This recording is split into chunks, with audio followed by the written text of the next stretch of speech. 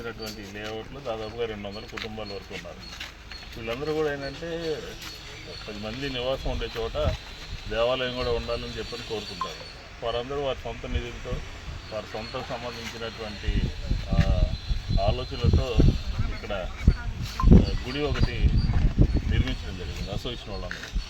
దీన్ని నిన్న మధ్యాహ్నం టౌన్ ప్లానింగ్ అధికారులు మత్తీన్ అనే బిల్డింగ్ ఇన్స్పెక్టర్, అలాగే రాంబాబు అనే ఏసీపీ, వీళ్ళిద్దరి నాయకత్వంలో 2 జేసీబీలు తీసుకొచ్చి ఈ వినాయకుడికి సంబంధించినటువంటి దేవస్థానాన్ని కూలగొట్టే విధంగా గర్భగుడిని కూల్చేశారు. ఎందుకు చేయాల్సి వచ్చిందని చెప్పి వైఎస్ఆర్ కాంగ్రెస్ పార్టీ అడుగుతుంది. రాష్ట్రంలో ఉన్నటువంటి ప్రభుత్వము రాష్ట్రంలో సనాతన ధర్మం అని చెప్పని వేషాలు వేసుకుని తిరుగుతానుగా, అధికారంలో చేతిలో అధికారం ఉన్నప్పుడు ఇలాంటి పనులు చేయటానిగా ముఖ్యమంత్రి సమాధానం చెప్పాలి, పవన్ కళ్యాణ్ సమాధానం చెప్పాలి, అలాగే దీనికి సంబంధించినటువంటి మున్సిపల్ కమిషన్ కూడా సమాధానం చెప్పాలి. మున్సిపల్ కమిషన్ నోటీసులో ఉందా? రేపు కౌన్సిల్లో ఈ కార్యక్రమాన్ని మా కార్పొరేటర్లు అందరూ కూడా నిలదీస్తారు. ఎందుకుని కూల్చాల్సి వచ్చింది, ఎందుకుని కూలగొట్టాల్సి వచ్చింది, ఎందుకుని పగలగొట్టాల్సి వచ్చింది, ఎవరి ఆదేశాలతో పగలగొట్టారు. కాబట్టి ఎవరైతే ఈ కార్యక్రమంలో భాగస్వాములు అయ్యారో, ఎవరైతే ఉన్నారో వాళ్ళ అధికారులు ఇద్దరి మీద కూడా యాక్షన్ తీసుకోవాలి అని చెప్పని కూడా ఈ సందర్భంగా వైఎస్ఆర్ కాంగ్రెస్ పార్టీ కోరుతోంది. అసలు రాష్ట్రంలోనే పరిస్థితి ఏ రకంగా ఉందో మనకు తెలుసు. సుప్రసిద్ధ క్షేత్రం కాశీనాయన క్షేత్రం, జ్యోతి మహాక్షేత్రంలో కూడా అన్నదాన సత్రాలను కూలగొట్టారు.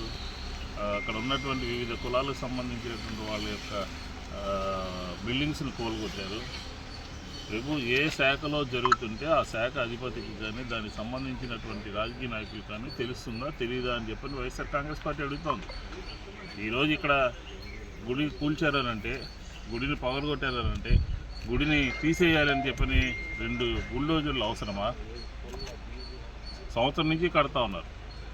సంవత్సర కాలం నుంచి జరుగుతున్నటువంటి కార్యక్రమాన్ని ముందస్తుగా అధికారులు ఎందుకుని మేల్కోలేదు, ఎందుకుని ప్రాథమిక దశలోనే ఆపలేదు, ఎందుకుని అసోసియేషన్ వాళ్ళతో మాట్లాడాలి కదా.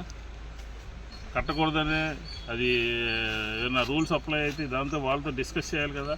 అవన్నీ ఏమీ లేకుండా మండపం పూర్తయిన తర్వాత గర్భగుడి మీద బుల్డోజర్లతో 2 బుల్డోజర్లు తీసుకొచ్చి నిన్న పగలగొట్టడం అనేది ఎంత నీచమైనటువంటి కార్యక్రమమే. కాబట్టి వాళ్ళిద్దరిని సస్పెండ్ చేస్తే కానీ వైఎస్ఆర్ కాంగ్రెస్ పార్టీ ఎంతవరకైనా వెళ్తుంది.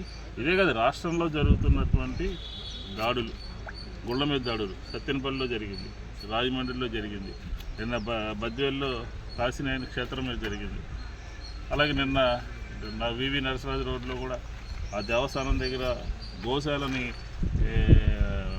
మెయింటైన్ చేస్తూ ఉంటే, గోవుల్ని రక్షిస్తూ ఉంటే, గోవుల్ని పరిరక్షిస్తూ ఉంటే గోశాలను కూడా కూల్చడం జరిగింది. అక్కడ కూడా రోడ్ల మీద ఉన్నారు వాళ్ళందరూ కూడా, గోవులన్నీ కూడా రోడ్ల మీద ఉన్నాయి. ఆ రోజు చెప్పాము ఎక్కడ కూడా కూల్చొద్దు, ఎక్కడ కూడా బుల్డోజర్లు ఉపయోగించొద్దు అని చెప్పాము. హిందూ ధర్మం మీద ఆంధ్రప్రదేశ్లో దాడి జరుగుతూ ఉంది. మామూలు దాడి కాదు, గౌరవం లేదు, మర్యాద లేదు, పట్టించుకున్నటువంటి పాపాన్ని పోలేదు, ఎవరైనా తప్పు చేస్తే వాళ్ళ మీద చర్యలు లేవు. అందుకనే ఈరోజు అధికారులందరూ కూడా ఈ రకంగా బరి తెగించి ఇక్కడ 2 బుల్డోజర్లు తీసుకొచ్చి ఆ గుడిని కూలగొట్టడం జరిగింది. దీని మీద ప్రభుత్వం చర్యలు తీసుకోవాలి అని చెప్పని వైఎస్ఆర్ కాంగ్రెస్ పార్టీ డిమాండ్ చేస్తుంది. లేకపోతే ఆంధ్రప్రదేశ్లో జరుగుతున్నటువంటి గుళ్ళ మీద, ఆంధ్రప్రదేశ్లో జరుగుతున్నటువంటి దేవాలయాల మీద జరుగుతున్నటువంటి దాడి మీద ఒక కార్యాచరణ తీసుకుని ప్రజల్లోకి వెళ్ళి ఇలాంటి భవిష్యత్తులో జరగకుండా చూడటానికి వైఎస్ఆర్ కాంగ్రెస్ పార్టీ ఎల్లప్పుడూ కూడా ఉంటుంది అని చెప్పి ఈ సందర్భంగా చెప్తాం.